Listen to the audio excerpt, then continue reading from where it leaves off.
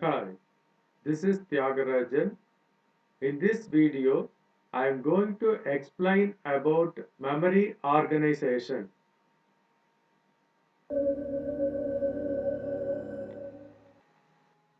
This part of the video explains about the memories used at different levels of the computer systems and discusses the terms used in memory access.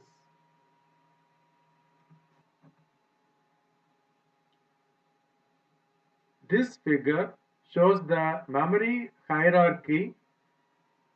This structure indicates how the memories are used at different levels, that is based on their locations in the computer systems and based on the speed and size.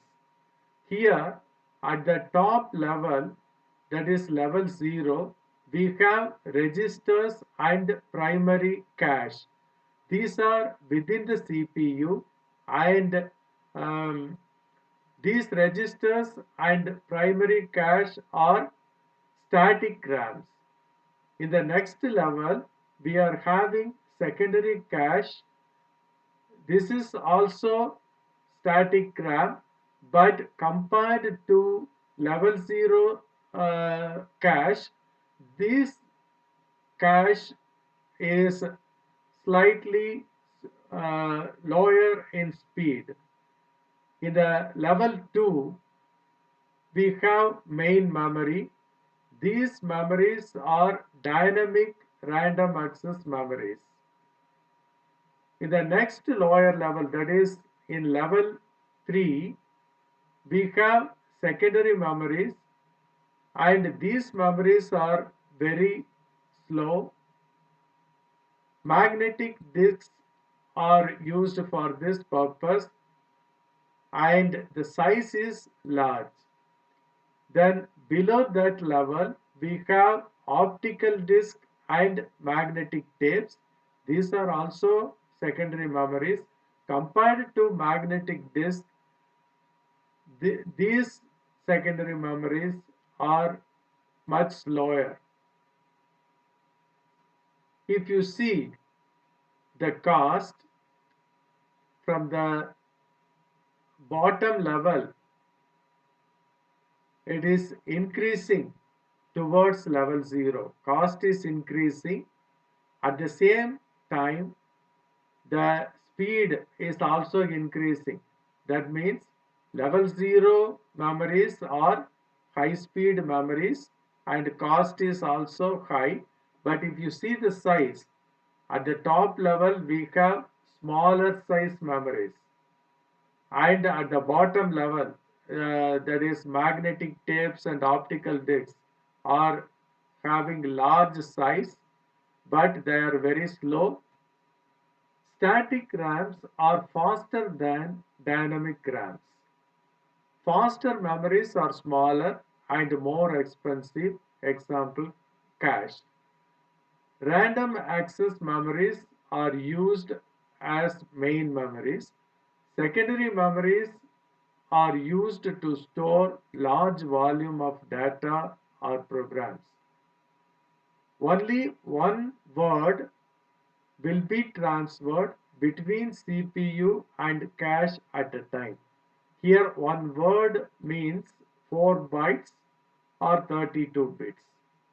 Only small blocks of data can be transferred between cache and main memory. Larger blocks of data will be transferred between main memory and secondary memories. Data can be transferred only to the immediate lower level or immediate upper level. Now, let us discuss some of the terms used with cache and data transfer. The first term is hit. If the data requested by the processor is available at the upper level of the memory, then it is called as hit. Here the upper level of memory means it will first read the cache. If the data is not available in the cache, then it is a miss. The next term is hit rate or hit ratio. It is the fraction of the memory access found in the upper level of the memory. So memory access means how many words are available.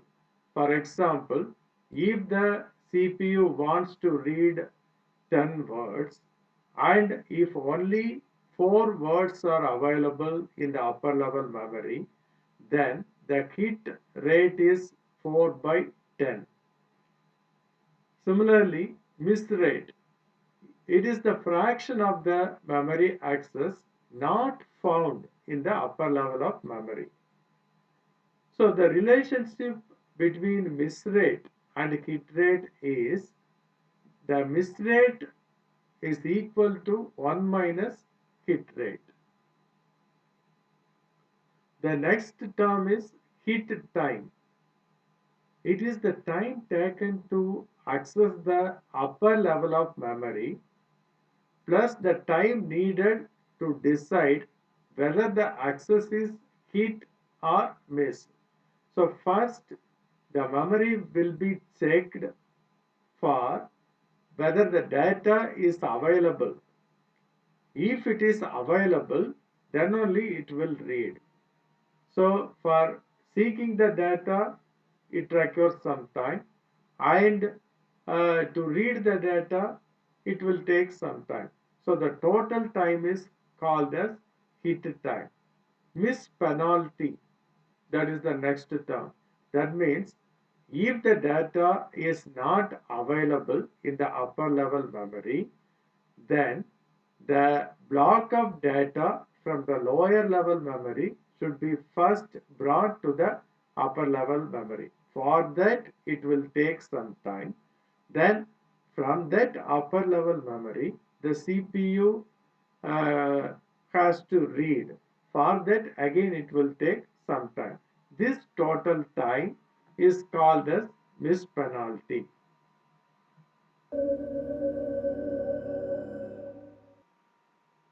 Now, let us see some of the memory technologies. The first one is SRAM technology, then DRAM, then flash memory, then disk memory technology. SRAM means static random access memory. It is an integrated circuit.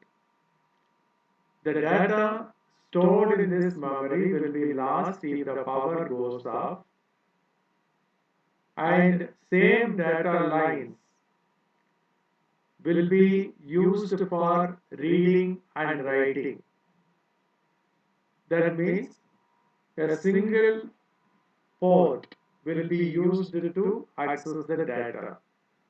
Access time for reading and writing will be different. Generally, reading will be done at a faster rate, but writing will take more time. Then the accessing speed of this SRAM is higher than that of dynamic RAM. That means SRAM will be faster than DRAM. It uses 6 to 8 transistors per bit. Then in the case of dynamic random access memory, that is DRAM, the data will be stored as a charge on a capacitor. So this type of memory uses a single MOSFET and a small capacitor to store one bit. So the size of this type of memory will also be less. Since the capacitor may not hold charge for longer time, the memory cell should be refreshed. Refreshing means it should be read or the data should be written again. The same data should be written again. So this is called as refreshing. So DRAM should be refreshed frequently. or periodically. The memory is arranged as memory banks, and each bank will be arranged in rows and columns. Then another version of this one is DDR, that means double data rate RAMs. In these RAMs, the data may be read or written on both leading edge and falling edge. That means rising edge or falling edge, leading edge or lagging edge. Anything you can use. In most of the memories, the data will be accessed during the leading edge or trailing edge, but in DDR, on both edges, the data will be accessed.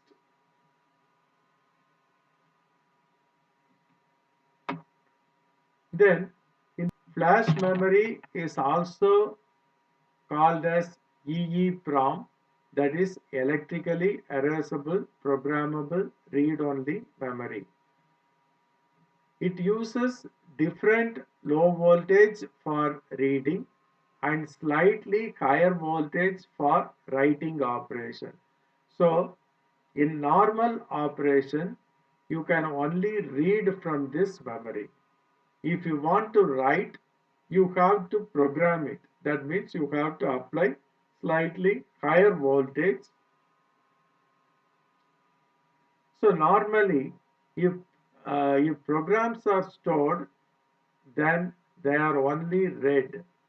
So these prompts will be used to store data, and the data will not be lost if the power goes off.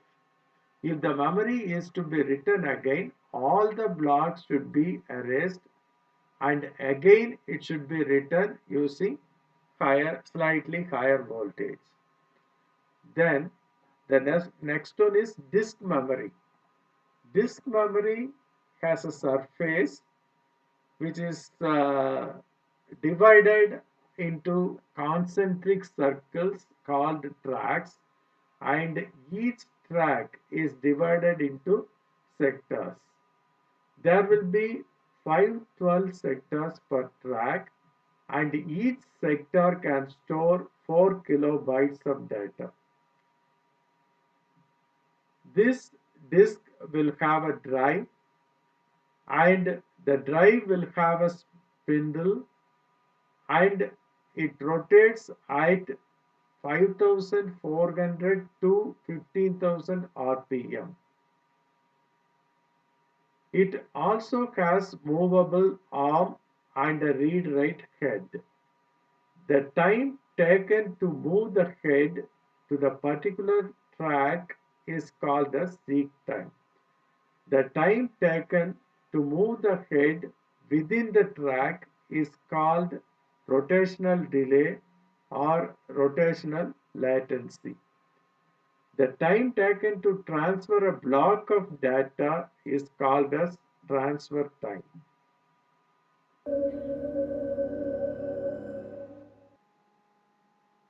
This part of the video explains about cache memory, its organization, and its uses.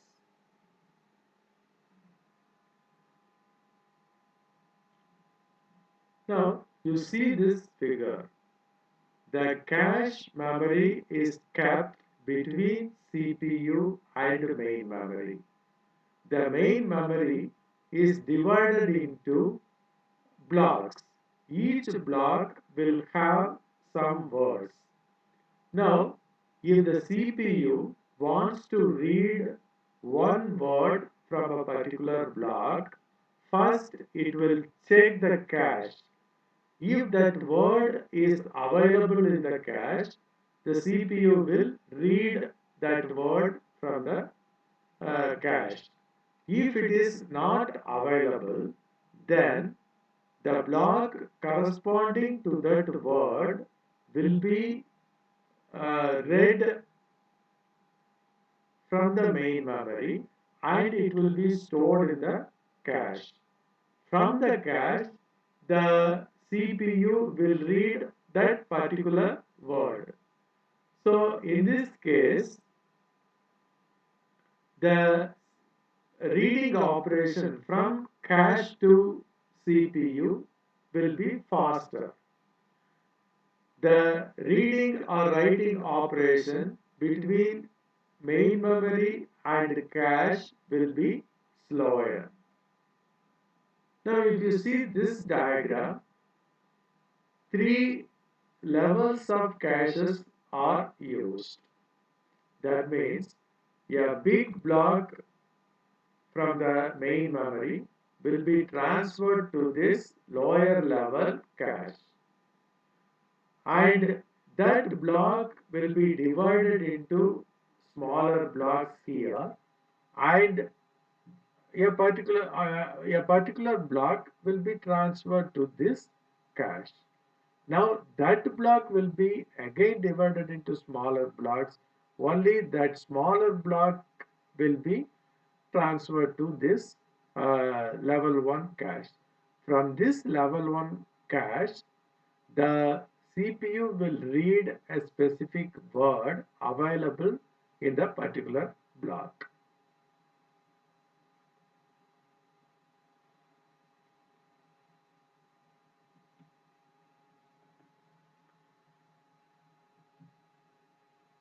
So next one is cache principle of locality.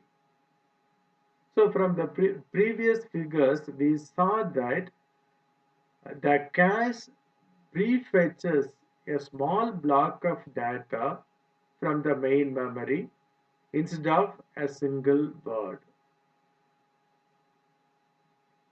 See, the principle of temporal locality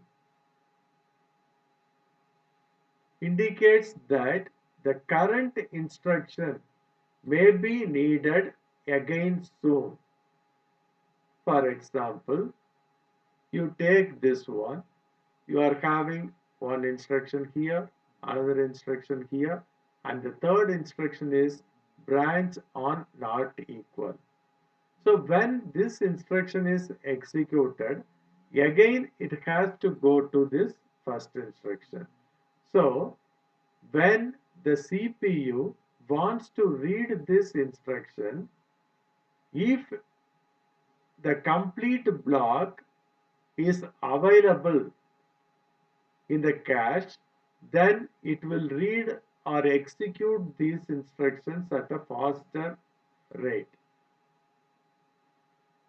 So the complete block should be transferred from the main memory to the cache. So this is called as temporal locality. That means the current instruction may be needed again soon. That is, this first instruction is needed again after executing one more instruction. So this is indicating the temporal locality. Then if you see this example, the first instruction is here, the second instruction is here. Both will be stored in the main memory consecutively. Now, if the processor wants to read this instruction, it will check the cache, but it will not be available. Now, from the main memory, both the instructions will be transferred to the cache.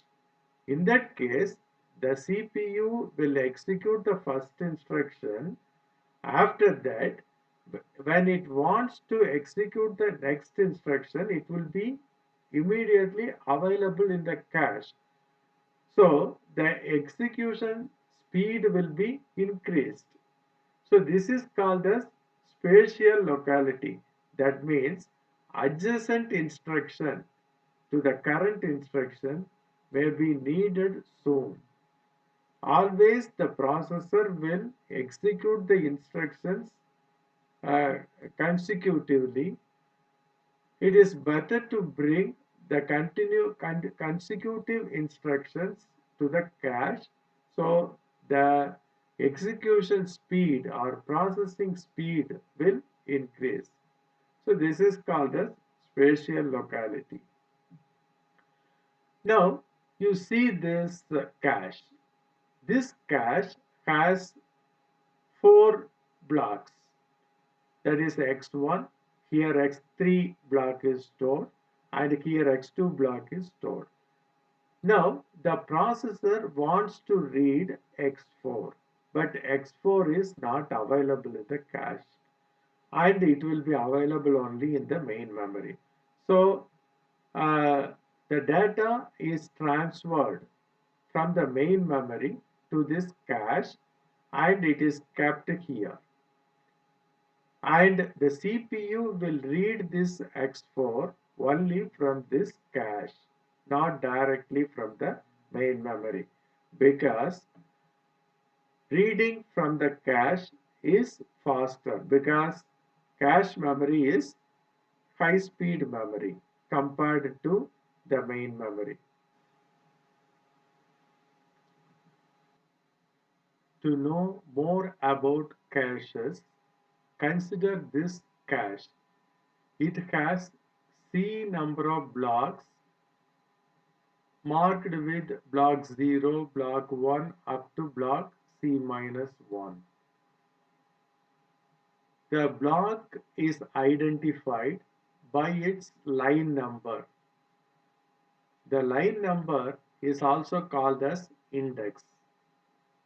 And the block is also having another part called tag. So the block is identified using its line number or index and also the tag. Similarly, in the case of main memory, it is divided into blocks, and the number of blocks in the cache will be equal to the number of blocks in a page in the main memory. So in that case, if you are using a 32-bit processor with 32-bit address for the main memory, then the address structure for cache is given below. That is, index is used to point specific block in the cache. That is, this line number is used to point a specific block. Tag is used to point a specific page in the main memory. So you have many pages. So which page is available in this cache? That is indicated by tag.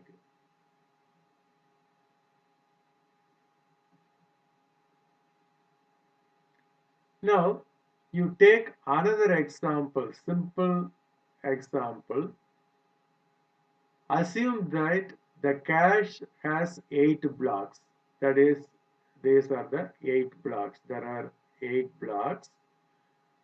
Since 8 is equal to 2 power 3, you need 3 bits to address these 8 blocks. So if these 3 bits are 0, 0, 0, then it will address block 0. If it is 0, 0, 1, then it indicates the block 1. If it is 1, 1, 1, it indicates block 7. Actually, it is the 8th block because the number starts with 0. So 0 to 7. So you need 3 bits to address these 8 blocks. You assume that the memory has 32 blocks. This requires 5 bits to address all these 32 blocks. That means 2 power 5 is 32. So you need 5 bits to address all these 32 blocks.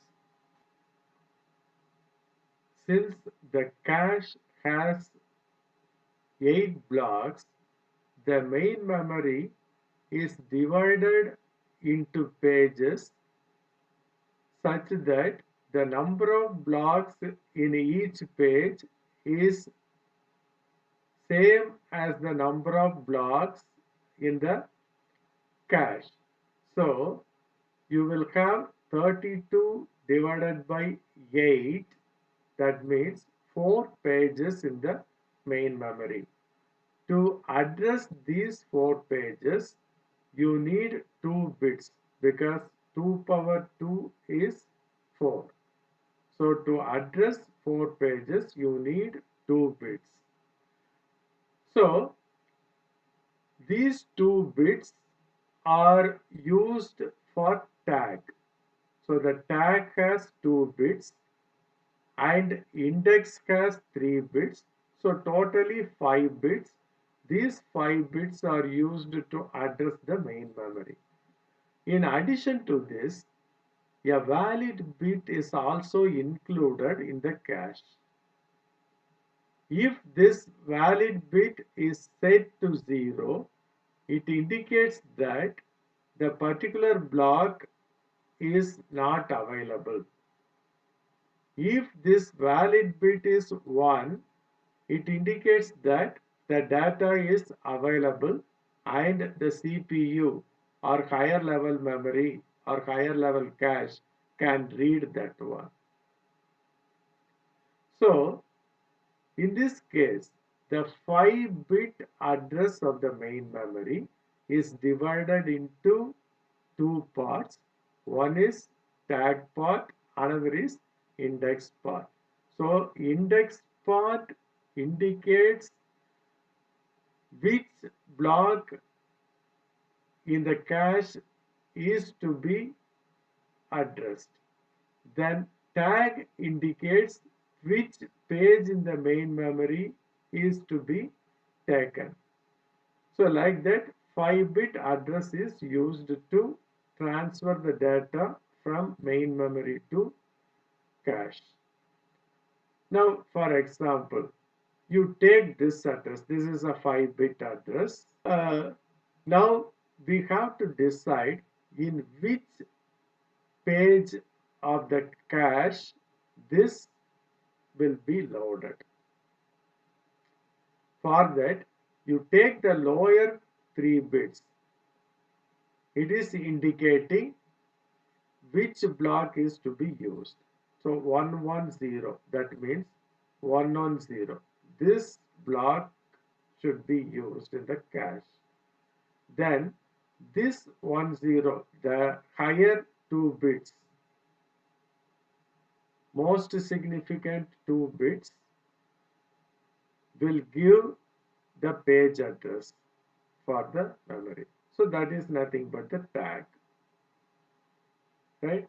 So this 10 and 110 will give the address of the block in the main memory. The data will be brought from this address and that will be put here in the cache. And from here, the data will be read by the CPU. Now you take another example. But anyway, when the data is transferred from main memory to this cache, this valid bit will be set to 1. That means yes. 1 means yes, 0 means no. So this will be set to yes. Right. Now you take another block, that is 11010. This block should be brought from the main memory. Right? So where will it be stored? You take the last 3 digits, LS, the least significant 3 digits, 010. So it is 010 here. So that particular block should be stored or loaded here in this line. So it will go to this 1 page, that is third page, or the page with number 3. Actually, The page with number 3 is fourth page because the number starts from 00. So it goes to the fourth page and take the block and store that block in 010 line, that is here.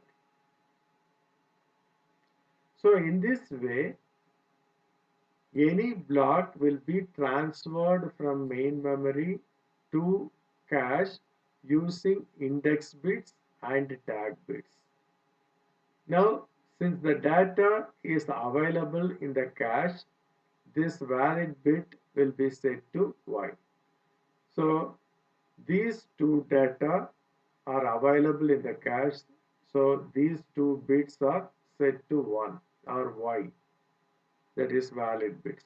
And remaining valid bits are set to no or 0.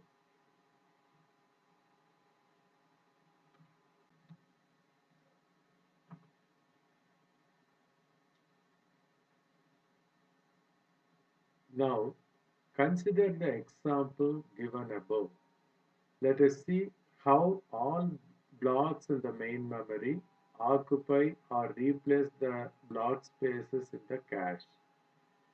The table shows the actions for each memory request.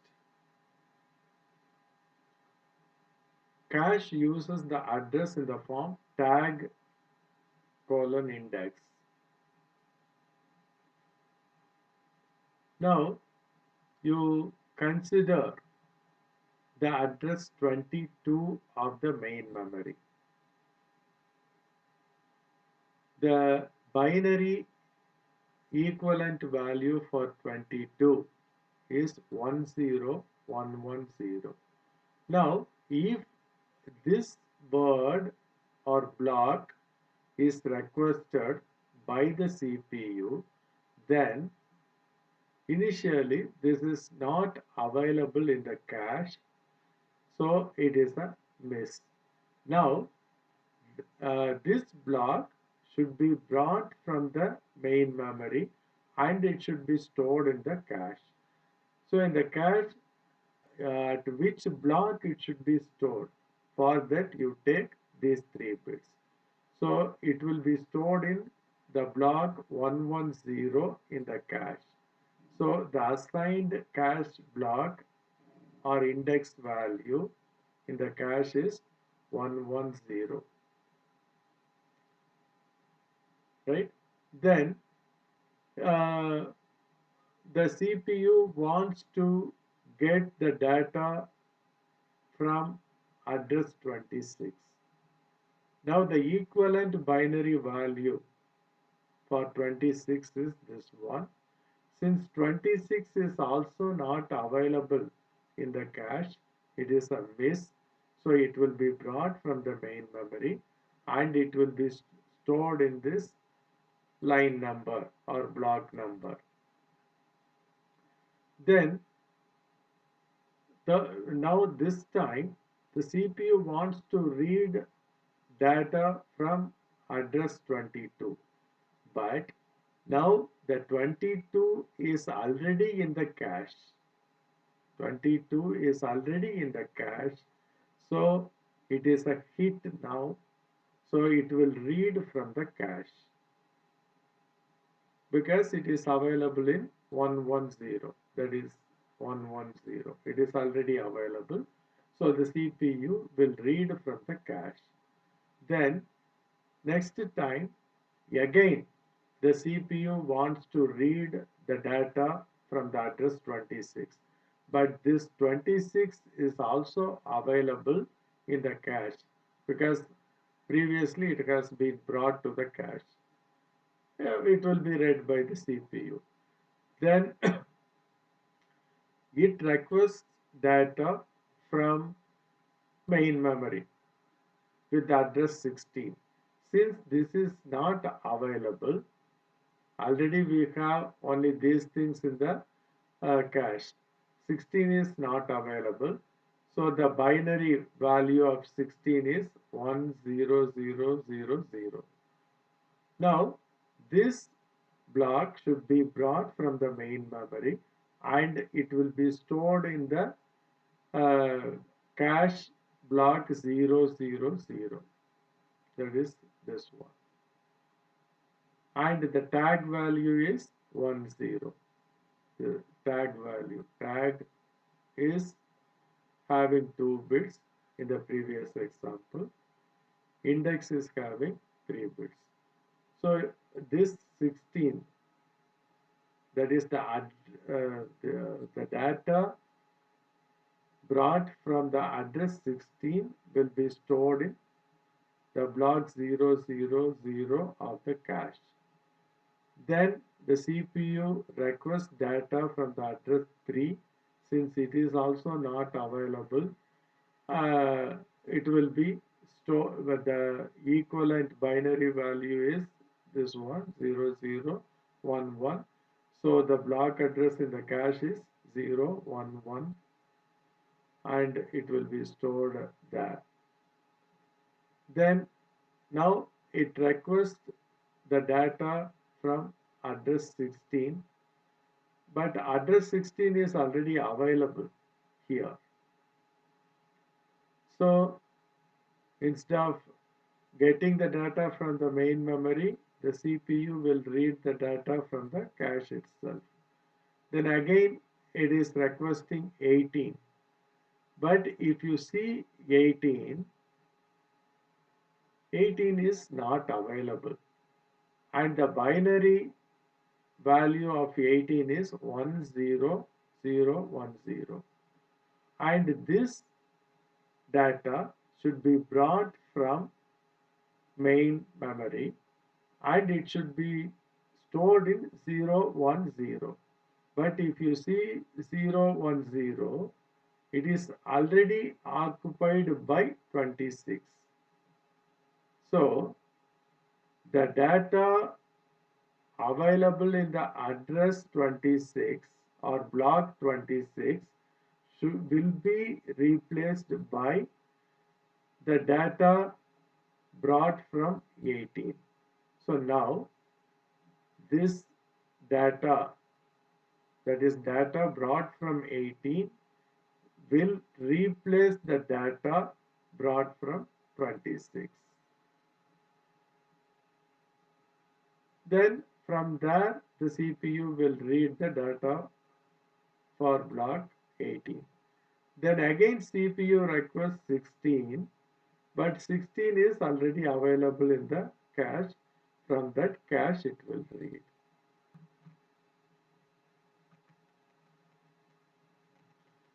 If you observe the table, you will know that there are only 8 blocks in the cache. So any address with the difference 8 will share the same block. For example, block 26 and 18. Block 26 and 18 of main memory share block 010 in the cache because the difference is 26 minus 18 is 8. So when the reference address 18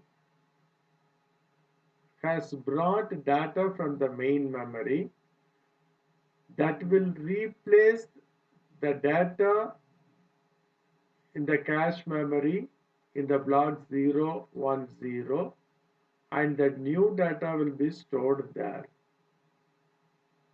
That means recently referenced word, that is this 18, replaces the less recently referenced word. Less recently means previously referenced word 26. So this is temporal locality. So the cache uses temporal locality in this example.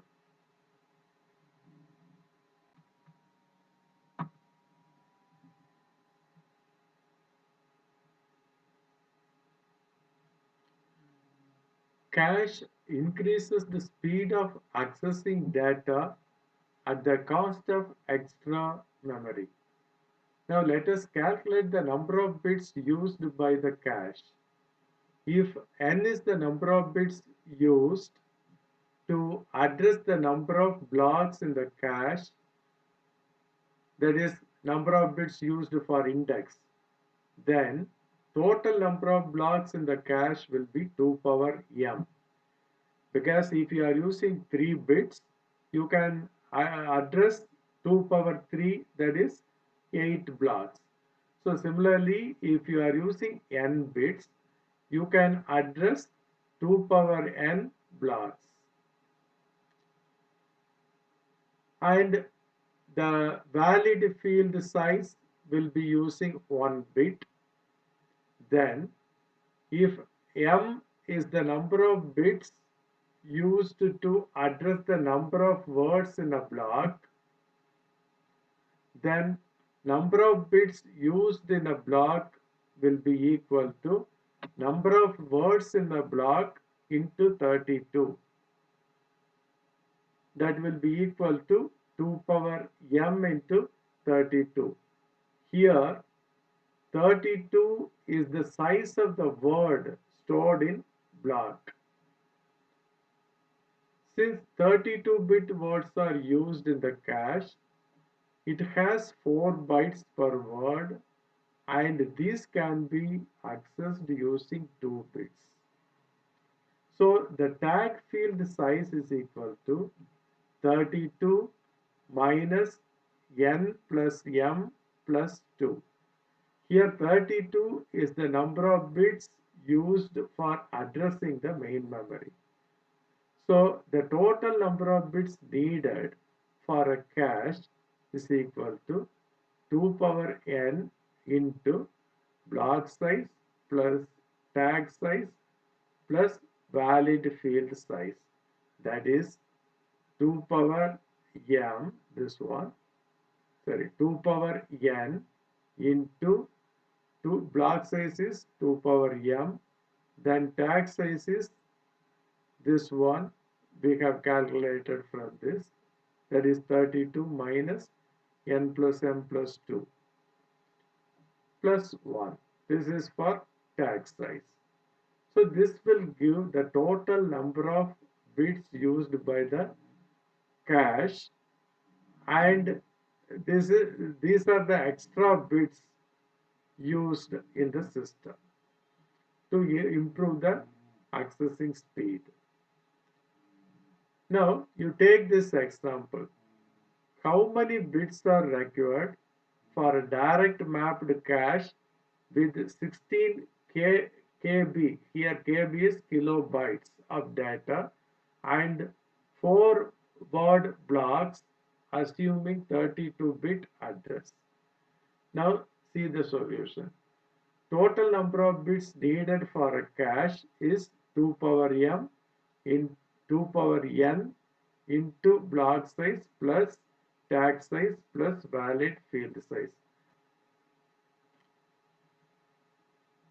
Total number of blocks in the cache is equal to 2 power n is equal to total cache size in words divided by block size in words. That is, to calculate the number of blocks, you have to divide the total size by the block size in words. But anyway, the total size of the cache is given as 16 kilobytes. These are in bytes. So first you have to convert this into words. That is 16 KB divided by 4 will give the number of words. And the block size in words, the block has 4 words. So again you have to divide by 4. So 16k words divided by this 4 into 4, 16. So you will have 1 kilo blocks. 1 kilo means 2 power 10 blocks. So to address the blocks, you need 10 bits. Similarly, the block size is 4 words. That means 2 power m words. So 2 power m is equal to 4. So m is equal to 2. Then text size is 32 minus n plus m plus 2 is equal to 18. And valid field bit is 1 bit. The total number of bits needed for cache is equal to, you put all these values, substitute, and you will get 147 kilobits.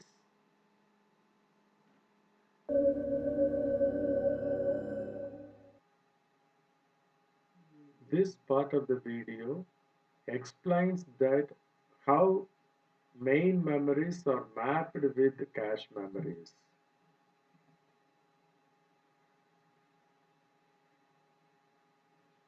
Mapping technique specifies the correspondence between the main memory blocks and cache memory blocks. The number of cache memory blocks are always less than the blocks in the main memory, so we need mapping.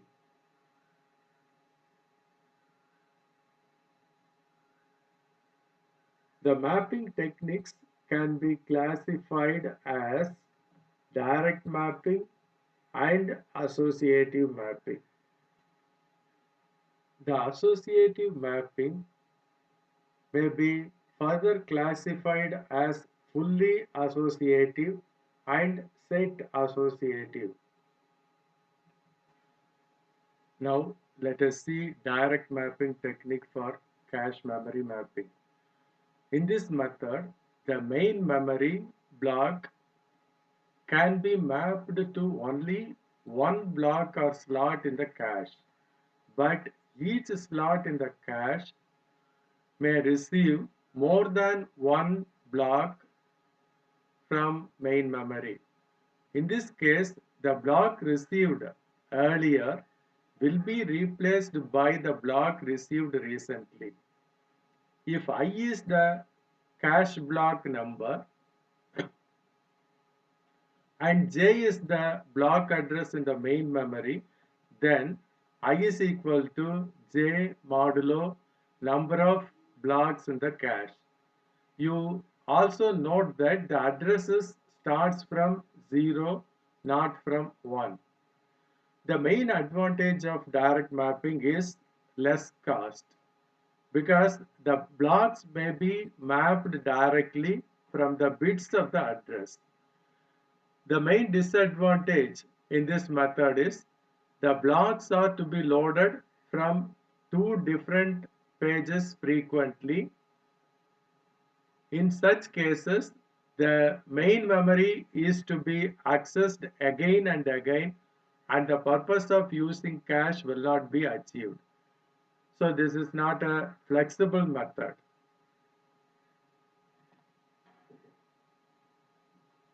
Now let us explain direct mapping with an example.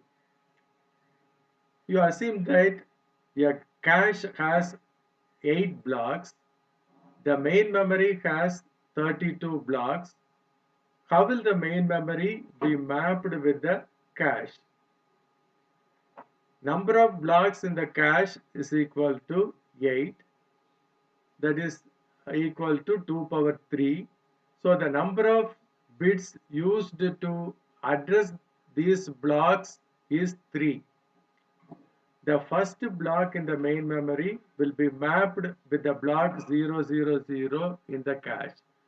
The second block is mapped with block 001 in the cache, and so on.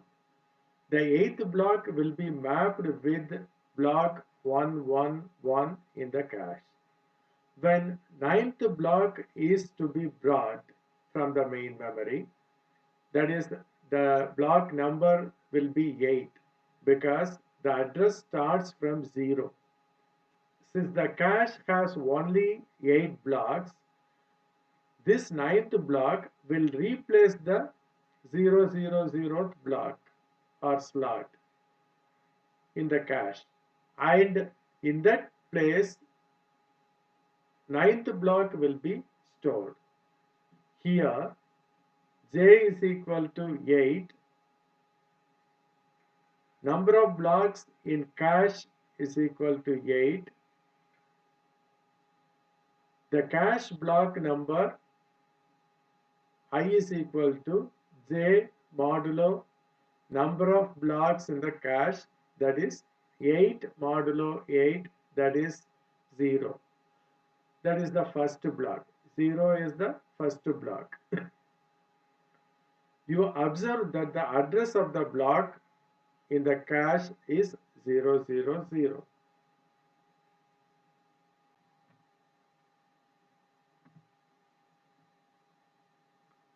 In this figure, a cache with 8 blocks is shown.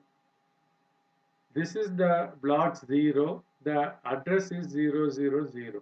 This is block 1, the address is 001, then this is 2010. Like that, the last block is having the address 111. Similarly, you see this is the main memory. In this main memory, we have 32 blocks. Since the cache has only 8 blocks, we are dividing this main memory into pages, and the length of the pages should be equal to 8 blocks. So you start from this location in red color. So up to this you have 8 blocks.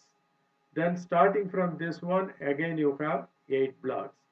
So like that you are having 32 blocks. To address these 32 blocks, you need 2 power 5 is equal to 32. That means you need 5 bits here. So the first block in the main memory has the address 0000. The second block has 00001. So like that. And if you come to this second page, you are having 01000 like that. And at the end you are having 01111. So these are the 5-bit addresses for the main memory, and these are the 3-bit addresses for this cache. Now, if you observe the addresses, this address, that is 0001, that is block 2, and block number is 1, that is mapped to block 2 in the cache, and the address is also 001 for this block. So if you observe the lower 3 bits in the address of the main memory, that will exactly match. Similarly, if you go to the next 8th location starting from this one, you will have again 001. So this is also stored in this block only in the cache with address 001. Similarly, if you take this block in the third page, it is also going to be stored only in 001. So if any block from the main memory has occupied this location in the cache, and if the CPU requires to read a new block from the main memory, then the block recently accessed should be stored here, and the old one should be removed from that. So if you observe the last 3 bits here, last 3 bits means that is the address of the blocks in the cache. So these 3 bits will match. Similarly, the most significant 2 bits will decide the page number. Since we have 4 pages, 1, 2, 3, 4.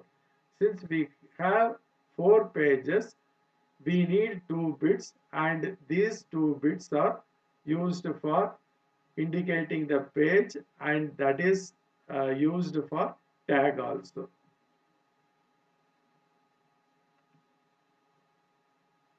Now let us see one more example.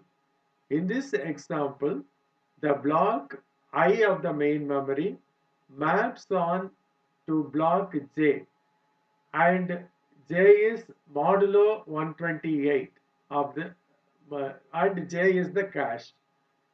That the main memory blocks 0, 128, 256 are to be loaded in the cache block 0. Blocks 1, 129, 257 are to be loaded in block 1, and so on. There are 4 kilo blocks in the main memory. Assume that each block stores 4 words, that is 16 bytes. Now we have to draw the cache and the main memory. The hint given here is it is modulo 128. That means the cache has 128 blocks. That means it starts from block 0 and it ends with block 127. And the main memory has 4K blocks. Here K means 1024 and it is 2 power 10. K is called as 2 power 10 and it is also 1024. So 4K means 4 into 1024 is 496. Since the address starts from 0, it ends with 4095, not 4096. Now, how to map the blocks in the main memory to the blocks in the cache?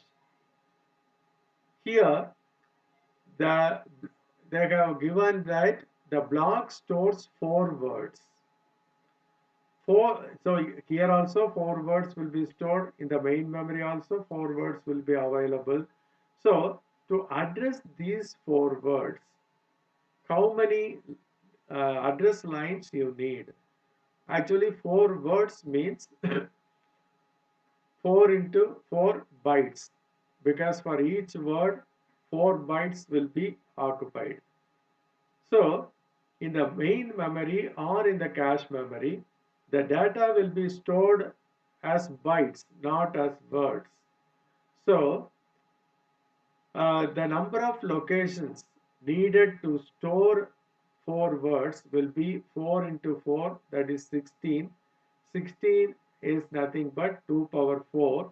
So 4 bits are used to access the bytes in the specific block. So to access word, you need 4 bits. Number of blocks in the cache is 128 that we have got from the problem itself. That means it is 2 power 7. So to access any block in the cache, you need 7 bits. Then number of blocks in the main memory is 4K. Number of blocks, not the word. So 4K means 4 is 2 power 2, K is 2 power 10, so totally 2 power 12. That means to access 4K blocks of main memory, you need 12 address lines. Now, since the cache is using 7 bits to address the blocks and main memory has 12 bits, then 12 minus 7, remaining 5 bits will be used for tag, and those 5 bits, that is here, those 5 bits will be used to access any page. So the tag will decide the page, and the block will help to access, that is the number of bits used for block will be useful to access any block in a page or cache, and the number of bits used for word will be uh, accessing the bytes in the word. Now let us see one more example. A cache has 128 blocks of 16 words. That is 128 blocks, 16 words each. The main memory has 64K words.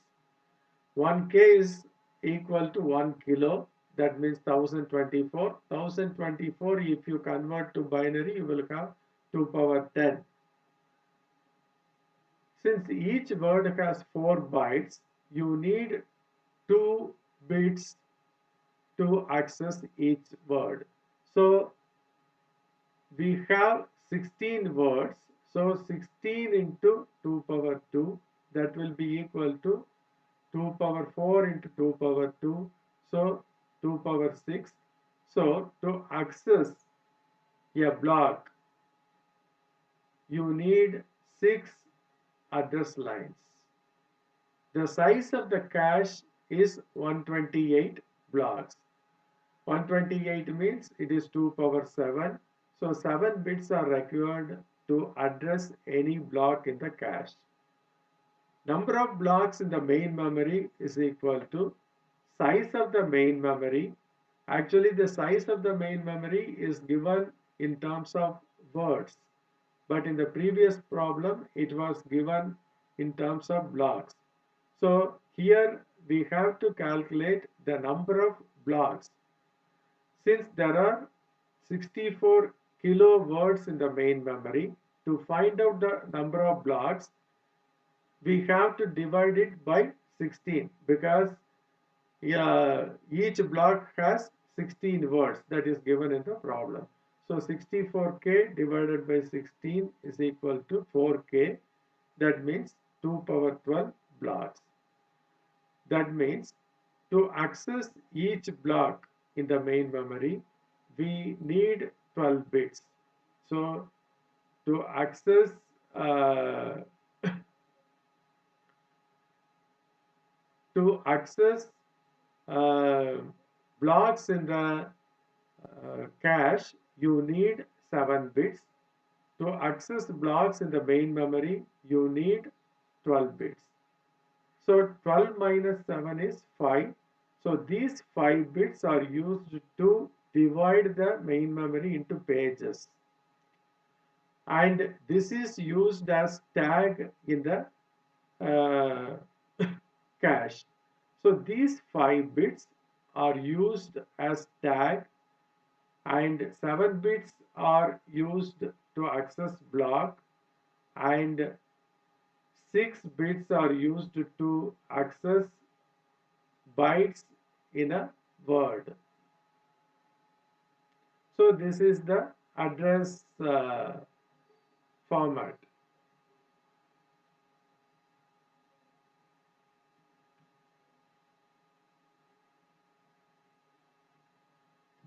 Now let us see the second method, that is associative mapping.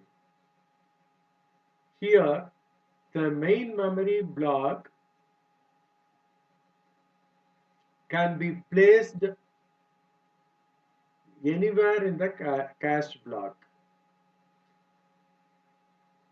That is, if you see this block 0 in page 1, it need not be put in block 0 in the cache. And block 1 in the cache may come from any page.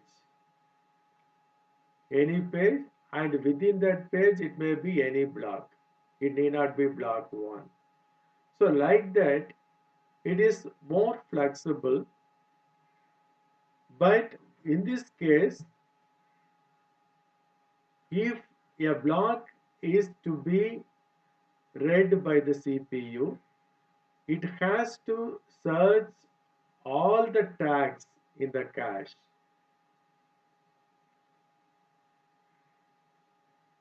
The disadvantage is uh, high cost, and all tags in the cache are to be searched to determine whether the block is in the cache or not. For example, if a cache has 128 blocks of 4 words each, the main memory has 4 kilo blocks. How many bits are required for tag field if associative mapping is used? Here, the block has four words. That means 4 words means each word will have 4 bytes. So 4 word means 2 power 2. Then 4 bytes 2 power 2. So each block will have 2 power 2 into 2 power 2, that is 2 power 4 bytes. So to address 4 words, you need 4 bits. The number of blocks in the main memory is 4 kilo blocks. Here 4 is 2 power 2, kilo means 2 power 10, so the total is 2 power 12. So to address all the blocks in the main memory, you need 12 bits. In the associative mapping, all these 12 bits are used as tag field, like this. So all the 12 bits are used for tag field and 4 bits are used for word.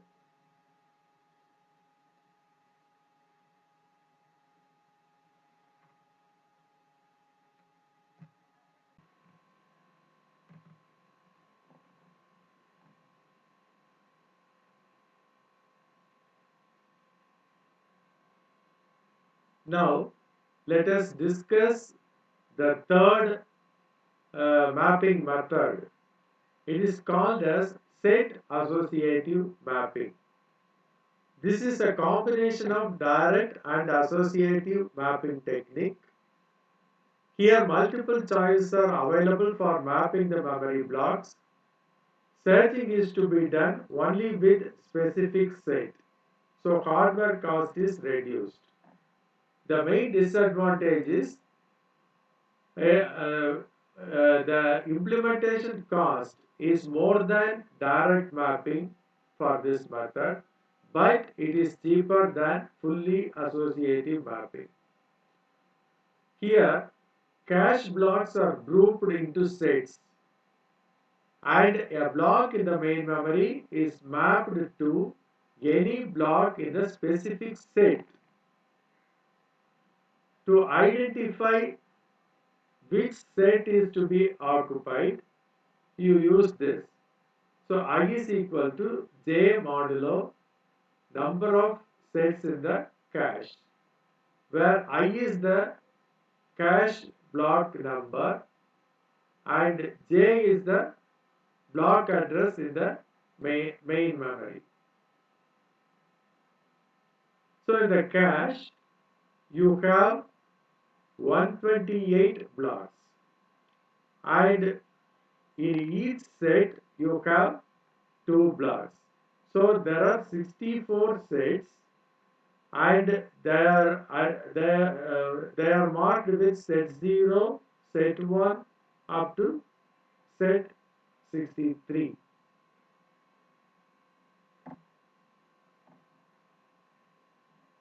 Now,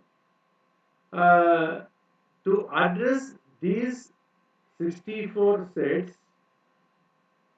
you need 2 power